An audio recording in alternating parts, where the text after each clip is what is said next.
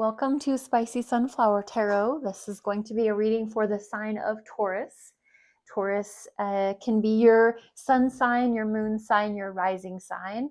And you'll just tune into your intuition. If this reading calls to you, then let it be your reading. If it doesn't, let it go to be for who it does belong to. I'm using the Cats Rule the Earth tarot cards. And I have a new moon in Scorpio reading for you, Taurus. The new moon in Scorpio, we're just at the tail end of Scorpio season, but this new moon will happen on the 19th of November. And a new moon is just a time for us to allow the beginning of a new lunar cycle. It's a time for, a perfect time for fresh starts, emotional introspections, and transformation. So I have a 5-card spread designed for you. And that way, if it fits for you, please allow it. If it's not your reading, like I said before, just allow it to be for someone that it is perfect for. So tune into your intuition, call upon your higher guidance, your spirit, your truth, and we'll get started. I'm going to turn the cards face down to start with, and then we're going to come back and discuss those. So I have, like I said, 5 cards in mind. Messages around the 5 cards specifically. Just remember, like I keep saying, if it's not yours, don't make it fit. So we have selenite wand here on top of the deck just to transmute, clear any energies that are no longer for your highest and best good. And the first card out is the energy of what would you like to see during this new moon in Scorpio, this new fresh start, new fresh energy. We have the 7 of Swords. What rebirth would you like to see?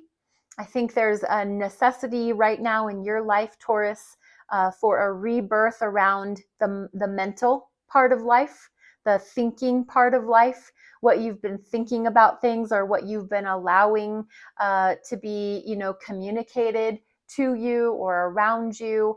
The 7 of Swords has to do with sneaky behavior, with lies, stories that aren't true, fabrications, people spreading gossip, people thinking that they're getting away with things. The 7 of energy just really has a lot to do with that sneaky behavior.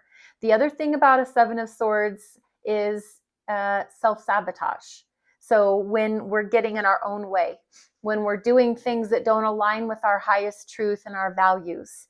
So when this is in the energy or in the position of what rebirth would you like to see, I really feel strongly that the rebirth that you would like to see is truth. You'd like to see a rebirth of truth.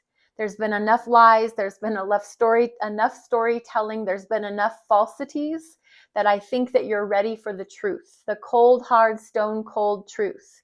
Just so that this energy of sneaky behavior, deceitfulness, being stabbed in the back, lying, cheating, stealing, I think you're done with all that. Whatever has been happening in your life, Taurus, around whatever category it's been happening in, if it's work, if it's personal, if it's just how you treat yourself. Sometimes we can lie to ourselves. We can think that we're pulling the wool over our own eyes, that if we don't admit it, that it's not true. And so there might just be a calling out of just the truth for yourself, the truth for the situation, the truth for your whole world. And that seems to be something significant for this new moon in Scorpio for you. And I think Scorpio is a very powerful sign for the sign of Taurus because they are your exact opposite on the zodiac wheel. So there's very influential energy going on when a Scorpio time is here. I think Taurus, I think you really feel the feels in that time. So as we're ending Scorpio season and we have this new moon on the 19th, and then the 20th and the 21st, we enter into Sagittarius season. So that fiery time of the world and truth that needs to be rebirthed right now. The best way to reconnect with your passions is 3 of Swords. Pisces just had this exact card in this exact placement. And I'm going to say the exact It's the exact same thing to you. And this is coming out in the best way to reconnect with your passions is for you to find a way to heal whatever memories of pain you're holding on to. We all have those. These 3 swords represent painful memories, painful emotions, painful communications, when somebody came in and broke your heart, when someone came in and hurt you, when something happened that just you'll never be the same from it.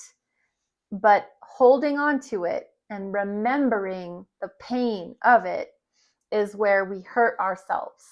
And it's allowed you to not be connected to your passions because you're connected to your painful memories.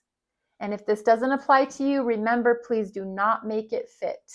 But if this is speaking to you, that you need to tell yourself the truth, that you need to find ways to heal. If it is finally feeling like you need to go talk to a counselor, if it's finally feeling like you need to spend time meditating on your healing, taking baths, taking walks in nature, what is it that you need to do to help heal the painful memories?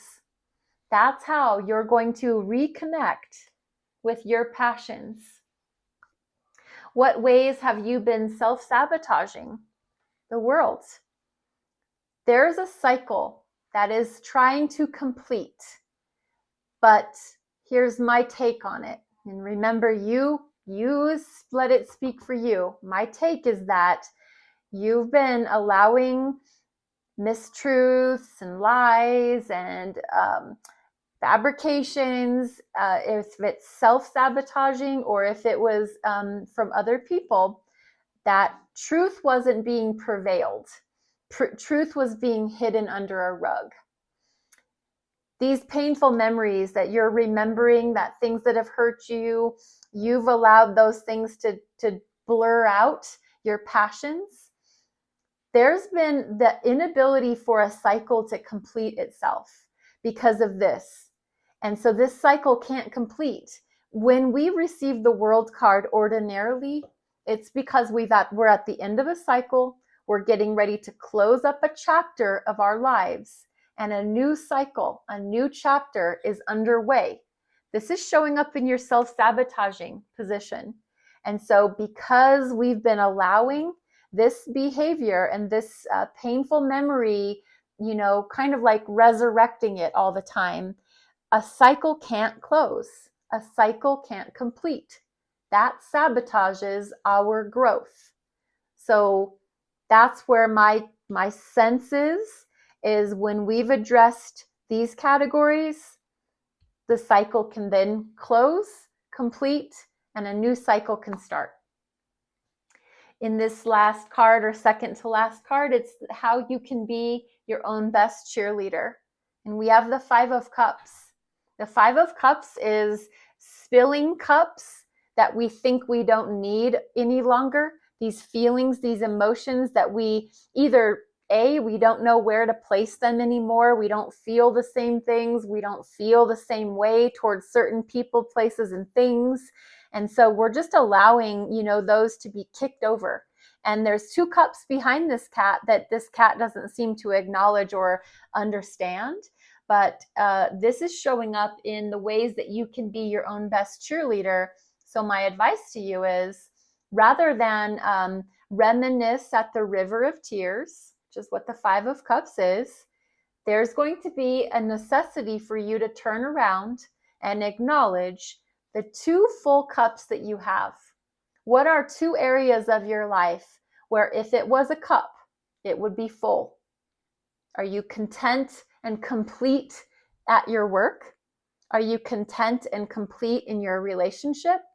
Are you content and complete in your home, with your child, with your nieces and nephews? There's 2 areas of your life that are of utmost significance to you, and they're full.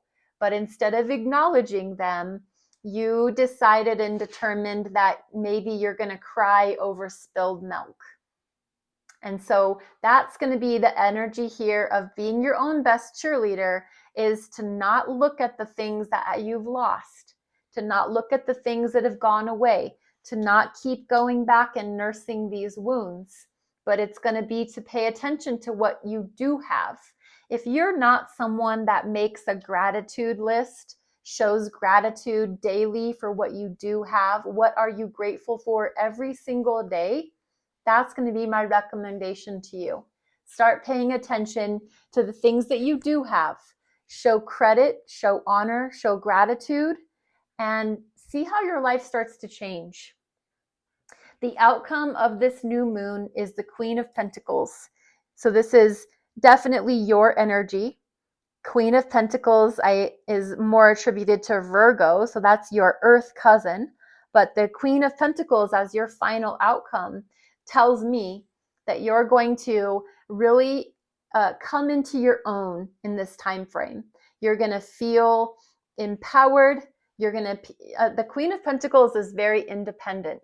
They're very self-sufficient. They're very entrepreneurial. They're really good with their money. They're really good with their time. They're really good with any investment that you can make. So if that's in people, places, or things, they usually have a large return on their investments. So this Queen of Pentacles is very confident, very self-secured.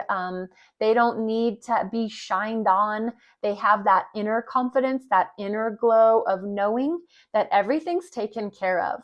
Their home is attended to, their work life is attended to, they have everything they need available to them, and they're confident. That's the word that keeps coming up for me. So I really believe that in this time frame, this new moon in Scorpio, the outcome of this new moon energy for you, Taurus, is a renewed sense of confidence in your own abilities to take care of yourself and the world around you. And I hope that if this reading has helped you, if it fit you in some way, shape, or form, that you wouldn't mind liking, subscribing, sharing, following the channel. Any comments that you're free or able to make, that is appreciated. So I hope that you have a great rest of your day, Taurus. Thank you for being here.